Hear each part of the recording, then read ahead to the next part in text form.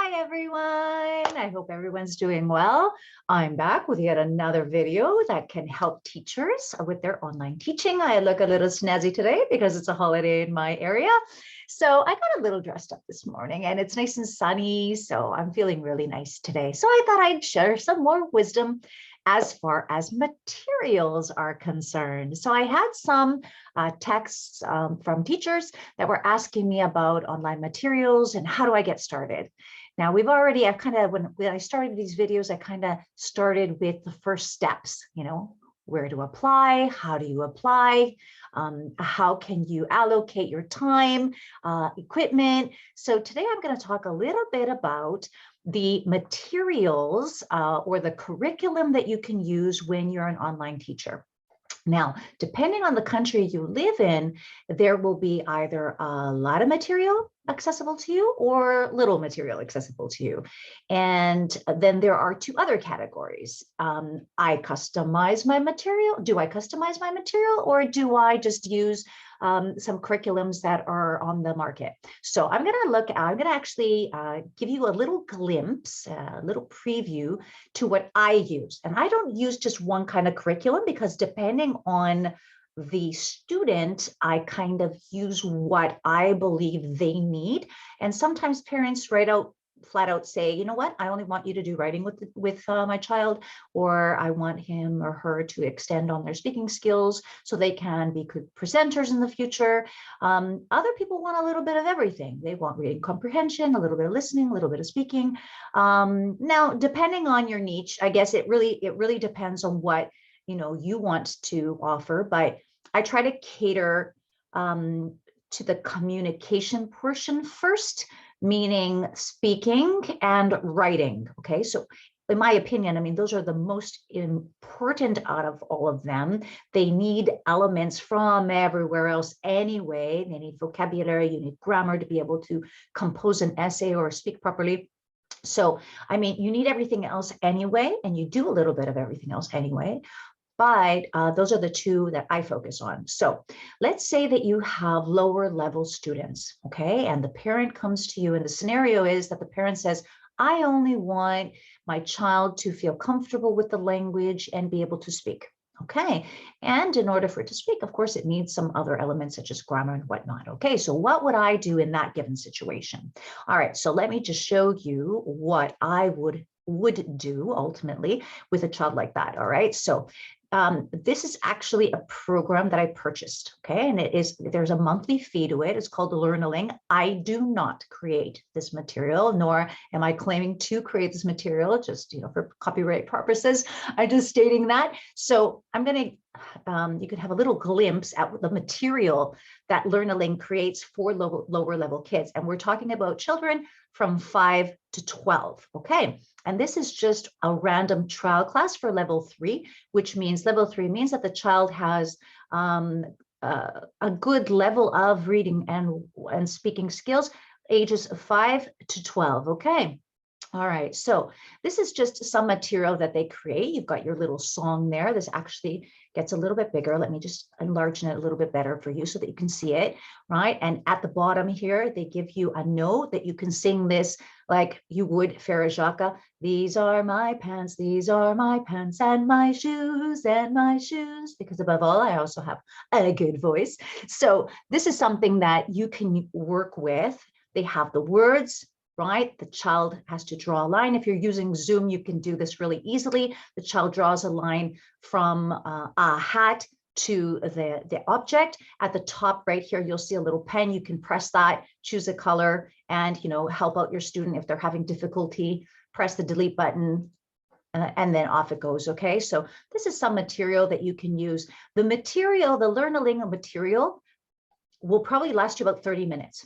My recommendation is you do not teach a child that is 6, 7, 8, 9, 10 years old more than 30 minutes. You're going to lose them anyway. What I like about this one here is that they give you the American and the British version as well. And then on the side here, there are little tips for the child when they needs to learn the grammar behind what they see in the material. Okay, so this is one of the options. So this is one thing that you actually can do if you want To teach online, you're not familiar with creating your own material, nice and easy. You pay your monthly fee, boom, done. Okay, so you don't have to do anything other than prep for the class.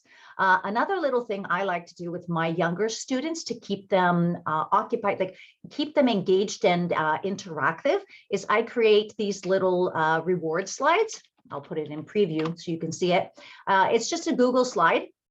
And every 5 minutes, I have the student choose a number. And behind the number, there is a star or no star, right? So they have to, actually, it keeps them motivated because they want to collect those 5 stars up until the end of class. Plus, it gives them a little break in between class to keep them focused. Like I said, little kids can't be focused and engaged for the whole class. And this is where a lot of teachers kind of make a mistake. They say, oh, you know, I'm trained to be an ESL teacher. Oh, yeah, so what?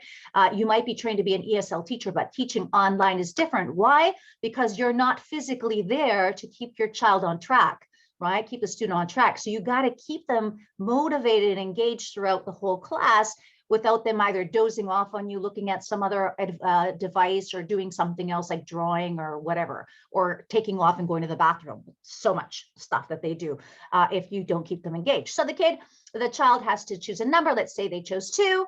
They get their little star, they're happy. You do a little happy dance with them in the classroom and they're good, right? If they choose another number, right, they might find another star. Let me find one that doesn't have one, right? Sorry, no star. Oh, you cry with them. Oh, no star. I'm so sorry. Let's try again. So, you know, that's another thing you can do. Now, in the case, let's say that you have a case where the parent wants you to do something a little bit more advanced. Now, the good thing about my situation is that I'm in a country where teaching English and learning English, acquiring English certificates, is considered an asset when you want to get a job in the public sector. Okay, so for this reason, the market is flooded with a lot of companies, a lot of publications that offer books, as well as online materials to accompany the book. Right, so this is what I do with my European students. I use the materials, the books. I usually send the student book to the student. And that way we do the vocabulary as an introduction together. And then we also do the material from the student book and then some extra grammar exercises depending on what they need. Okay, but what do you do if you want if a Chinese student, let's say an Asian student or a student from Italy or Germany want to do this, and the books that you're using, let's say in Greece where I am, and have a whole bunch of Greek in it to explain the grammar, how do you actually work with those books when it comes to students who do not understand Greek? Okay, there are 2 things you can do. You can either go work with a publication that doesn't have any Greek inside it, right? But the problem with those publications is they usually do not accompany their materials with online interactive exercises, which is imperative for your online teaching, right? You need that stuff to keep your students focused, remember, right? Okay, so you can do 2 things. You can either go traditional and then buy any other kind of publication that does not have online materials, and you send them the book or they buy the book online. A lot of these things are offered, you know, online, and you create your own stuff like PDFs and you show that to the, you know, the student, and you kind of go like that. Or you can do what I do, and I made a combination of both, and I'm going to show you what that means. What I did was, let's say you've got Asian student, and they, of course, cannot benefit from the materials that the company offers because there's Greek in it, right? So what I did, I create my own Google Slides, and the Google Slides are here to guide the student. It's like a little preview that they get before class. They know all the things that we're going to do during class, the lesson objective. That way they can look up any words in their own mother tongue at home before class to make sure that they know what we're going to do. On the right hand side, I have all the vocabulary that we're going to be looking at. Okay, and then before we do anything, okay, this is just a writing project that they had for homework. Okay, what I do before we look at any of the online interactive material is I introduce the vocabulary that we're going to hear or learn about in the reading or the speaking or the listening with pictures.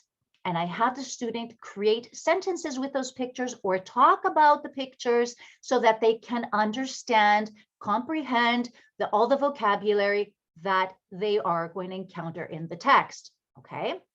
I then ask them various questions that include that vocabulary so that they can practice it again. All right. So we go through all this. And like I said, this is material that I have created. These are just plain Google slides. I'm going to create another video about how to create these Google slides. So that way the child can understand the vocabulary that I had pre-sent to them before class. All right. So let's say we're done with this. Okay, and we finished it. We went through all the vocabulary, made some sentences to understand.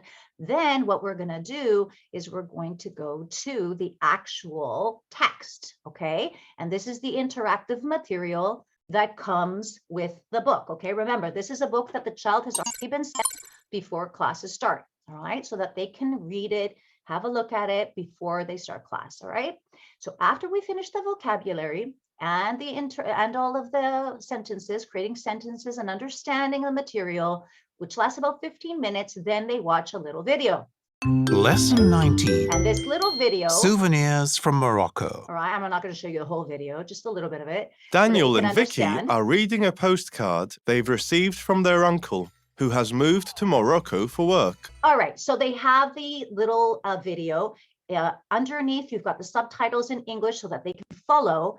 And then once they're done with that, there are some questions, some comprehension questions on the text, which they have engaged and watched carefully because it's nice and colorful and moving. And this is, I mean, let's face it, this is what kids are used to nowadays. We've got to adapt to what they know, right? We can't be going backwards.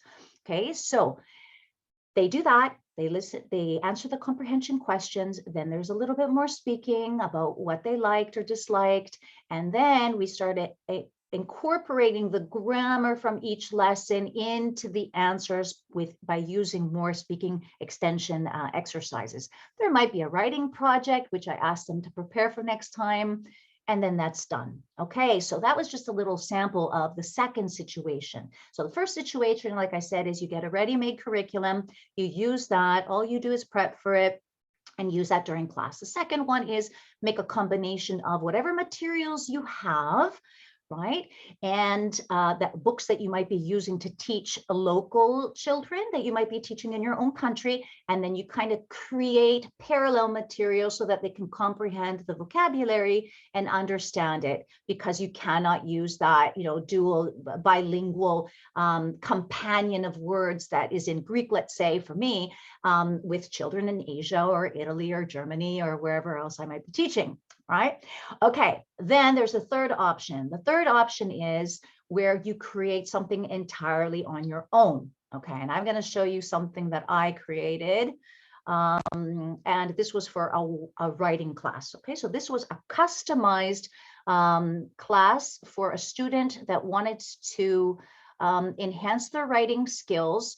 And the mom's goal was for this child to later on be able to tackle any kind of writing project essay when they go to university. Okay, so on the first page, this is where I actually post a photo of the homework that they had. I asked them that they send this to me at least an hour before class so I can post it in here. It is corrected on here, screenshot it, and sent back to the student so that they can apply to the next project. Okay. Warm-up questions, which will then lead us to writing our ideas, building up ideas to write what we are to write. We've got the vocabulary explained in simple language on the side. Then we've got the writing tips, right? How do I write an opinion essay? And so on and so forth. What we have to look at with examples and vocabulary, really important. Okay. And then putting it all to use. Questions that they're going to need in order to write the writing task for homework. Okay, and then I give them a little plan, what they should include in paragraph 1, 2, 3, and 4, and vocabulary, again, connectors, useful language they can use, right? And that's that. So there's so much. I know there's so much and it's really overwhelming.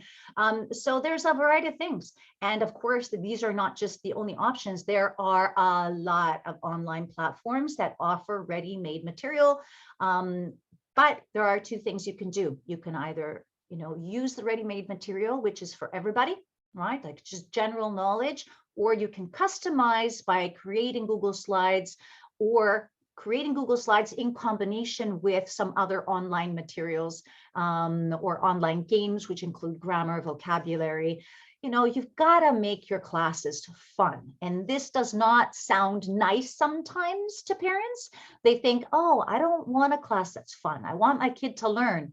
That's how they learn. They open up their ears and they're so eager to come to class that among all of that, smiles and yay, you did it. They learn. It's amazing. I've been doing this for a long time. Okay. I still have students that contact me and want to get together because they loved the language. Okay. Maybe not a lot of them excelled the way they could have, but they excelled a lot more than they would have if they just followed some kind of conventional teaching plan. Okay. So get creative, throw your all into it. There's so much you can do. Go simple. Go complicated, do whatever you want. Depending on the material that you use, you will charge accordingly. Some people use the simple stuff, still charge a lot of money. Do it, whatever works for you, but you have a lot of options. All right, my next video is actually going to be about how to make the Google Slides. A lot of people find that really confusing. It took me forever to make that little Mickey Mouse one, I'm telling you. But now it's like, I customize materials for at least 10 to 12 students every week. And it's really, it's easy and it's fun for me now. But in the beginning, it was a pain just to figure out how to insert things and get things going. So I will talk about that next time. If you find my tips helpful, you know what to do. Just subscribe to my channel and you can get lots of tips as soon as they're out of the oven, which reminds me, I got something baking in the oven. I better get going. Bye, guys.